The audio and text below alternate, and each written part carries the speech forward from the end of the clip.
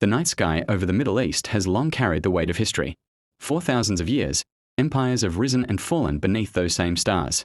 Armies have marched across deserts and mountains. Borders have shifted, alliances have formed, and conflicts have shaped the course of civilizations.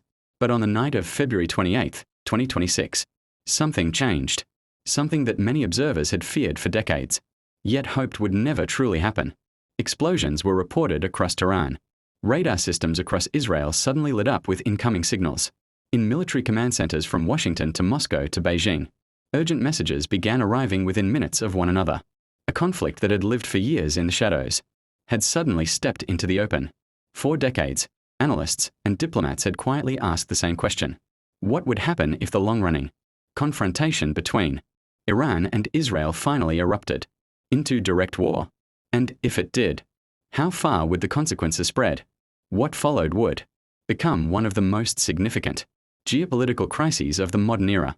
A chain of decisions made within hours would pull multiple nations into a rapidly expanding conflict and force the world to confront the fragile balance that had held the region together. The first hours of the war did more than trigger another military confrontation. They altered the strategic landscape of an entire region, and the full consequences are still unfolding.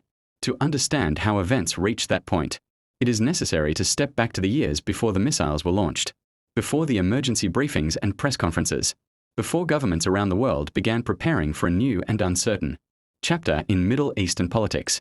For many years, Iran and Israel had been engaged in what security analysts often described as a shadow war. This was not a conventional war fought by large armies on open battlefields. Instead, it unfolded quietly across intelligence networks, cyber systems, and distant territories. There were cyber intrusions targeting nuclear facilities, reports of scientists connected to sensitive programs being killed in mysterious circumstances, drone strikes and covert operations carried out far from either country's borders. Syria, Lebanon, Iraq, and the waters of the Eastern Mediterranean became quiet arenas where influence and power were contested. Neither side formally declared war, but both understood they were already locked in a long-term confrontation. For Israel, Iran represented the most serious strategic challenge it faced in the region. Iran's missile program continued to expand.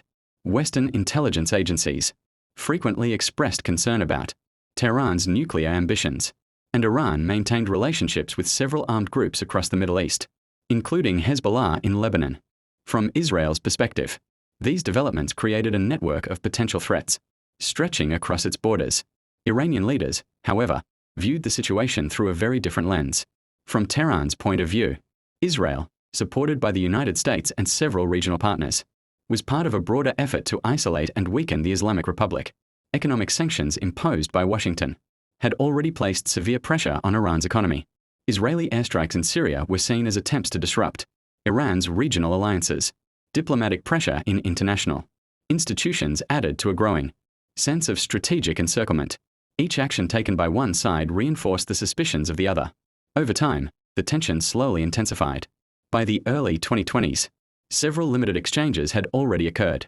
Missile launches, retaliatory strikes, and covert operations demonstrated how easily the situation could spiral beyond control. In 2025, a brief but intense confrontation brought the region close to open war. Although the crisis eventually eased, it served as a warning of how quickly escalation could unfold. Even so, most global leaders believed that direct war would remain unlikely. The costs were simply too high. The Middle East is not only a region defined by its history and political complexity, it is also one of the most strategically important areas in the global economy. Critical shipping routes pass through its waters.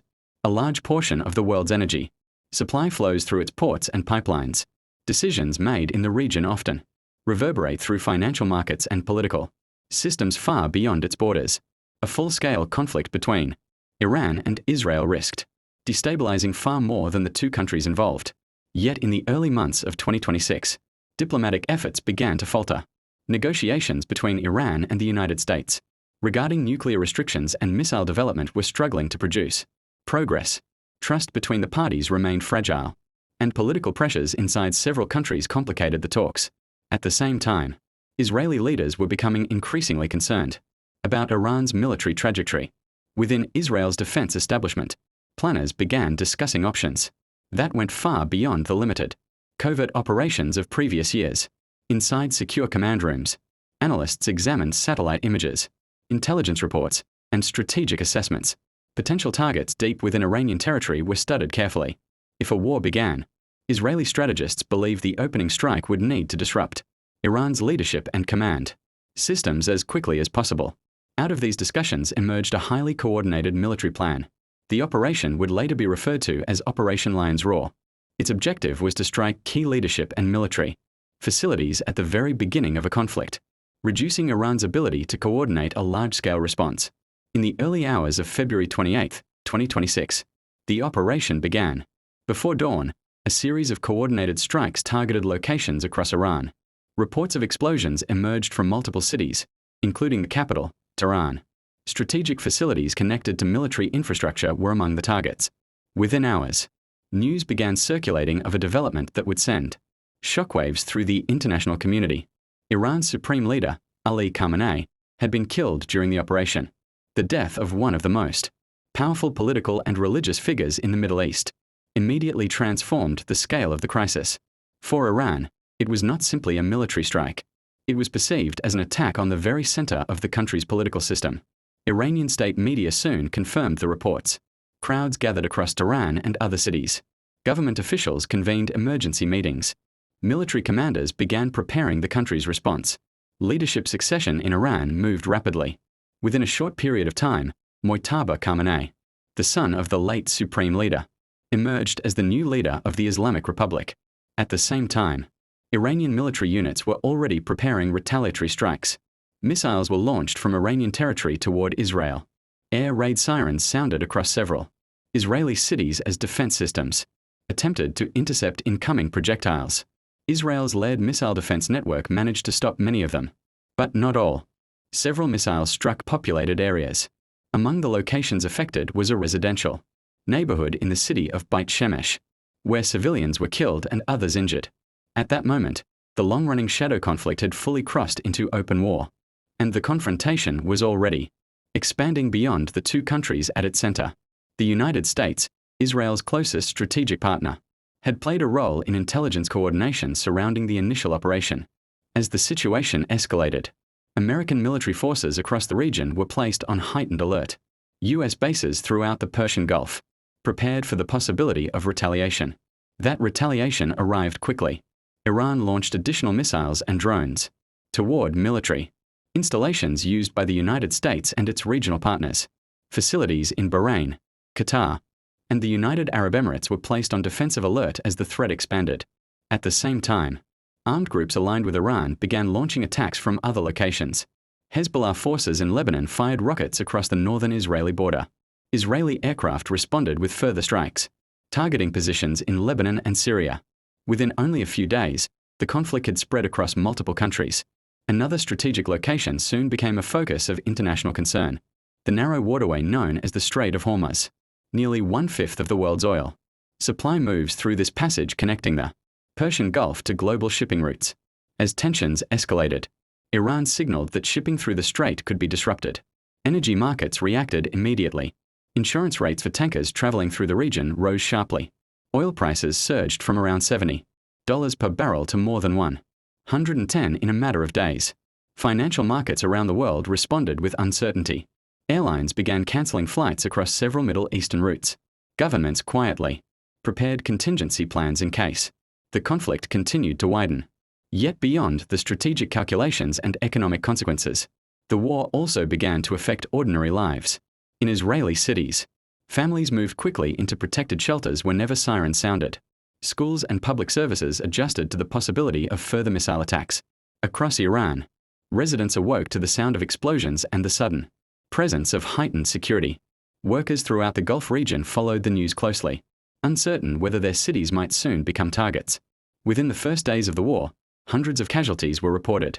Infrastructure in several locations had been damaged, and airspace restrictions disrupted international travel. Millions of people found themselves living with the uncertainty that accompanies any rapidly developing conflict. At the same time, another battlefield began to emerge, one that was largely invisible to the public. Cyber networks. Groups linked to Iran initiated coordinated cyber operations, targeting infrastructure in several countries. including the United States. Energy systems, communications networks, and major companies became potential targets. Cyber warfare had been part of international conflicts for years, but the scale of these operations demonstrated how deeply modern societies rely on digital infrastructure. The war was no longer confined to physical battlefields. Its effects could reach far beyond them. In Washington, government officials attempted to explain the strategy behind the operation. American leaders stated that the objective was to limit Iran's military capabilities and prevent further escalation related to nuclear development. Some officials suggested the campaign could last several weeks, depending on how Iran responded. Yet many observers cautioned that conflicts rarely unfold according to early expectations. In Israel, Prime Minister Benjamin Netanyahu defended the decision to launch the strikes, arguing that they had significantly weakened Iran's command structure. At the same time, he acknowledged a difficult reality. Military action alone might not determine Iran's political future. If change occurred within the country, it would likely come from internal developments rather than external pressure. Around the world, governments began evaluating their own positions. Russia and China closely monitored the situation, assessing how the conflict might affect regional stability and global power dynamics. European leaders urged restraint and called for diplomatic efforts to prevent further escalation. Across the Middle East, neighboring states prepared for the possibility that the conflict could spread. Among the countries watching events carefully was Pakistan. Although geographically removed from the central battlefield, the crisis carried significant implications. Millions of Pakistani citizens work in Gulf states that could be affected if the conflict expanded. Authorities in Islamabad began coordinating with embassies and consulates throughout the region, preparing plans to assist citizens should evacuations become necessary. At the same time, Pakistan sought to maintain a delicate diplomatic balance. Iran shares a border with Pakistan. The United States remains a major global power and an important partner in several areas. Developments involving Israel also carried broader implications across the Muslim world. For Pakistani policymakers, the priority was avoiding direct involvement while protecting national interests and regional stability. This balancing act reflected a broader truth about modern conflicts. Wars today rarely remain confined to the countries where they begin. Global trade networks, energy markets, diplomatic alliances, and financial systems mean that even regional confrontations can send ripples across the entire international system. The 2026 Iran-Israel war quickly became one of the most closely watched geopolitical crises in decades. Yet conflict also produces powerful internal reactions within the societies directly involved. In Iran, supporters of the government rallied behind the new leadership. Even many citizens who had previously criticized the authorities faced a complex dilemma. When a country perceives itself to be under external attack, political divisions often shift. In Israel, the sense of vulnerability that accompanies missile threats once again became part of everyday life. Emergency preparedness measures expanded. Communities adapted to new routines. Public debate intensified over how the conflict should be managed. Both societies viewed the confrontation through the lens of survival. And when survival becomes the dominant narrative, compromise becomes far more difficult. As the weeks passed, analysts around the world began examining the potential long-term consequences. Even if the fighting were to slow or pause, the strategic landscape had already changed. Energy markets had been shaken. Regional alliances were beginning to shift. Military planners in many countries were studying the conflict carefully, analyzing the effectiveness of modern missile systems, cyber operations, and rapid leadership targeting. The war revealed something important about the nature of contemporary conflict. Technology has changed how wars are fought. Precision weapons can strike with remarkable accuracy. Cyber operations can disrupt infrastructure thousands of miles away. Missile defense systems can intercept many incoming threats. Yet none of these tools eliminate the deeper forces that lead nations into confrontation. Political ideology, security concerns, historical grievances, and competing visions for the future of a region. These forces endure long after the immediate crisis has passed. The future of the conflict remains uncertain. For Israel, the challenge moving forward will involve balancing military strategy with broader diplomatic engagement aimed at long-term stability. For Iran, the new leadership faces equally difficult decisions about how to respond to the events that reshaped its political structure. And for the wider international community, the crisis has served as a reminder of how interconnected the modern world has become. Regional conflicts are rarely confined to one place. Energy supplies, cyber networks, financial systems, and political alliances ensure that their consequences travel far beyond the battlefield. The war that began in 2026 is still unfolding. Its final outcome has not yet been written. But one conclusion is already clear. The Middle East has entered a new and uncertain chapter. A chapter in which technology, geopolitics, and long-standing rivalries intersect in ways that could influence the balance of power for years to come. And somewhere tonight, in government offices and military command centers across the world, leaders continue to consider the same difficult question. How does a war end? When every side believes that losing is simply not an option.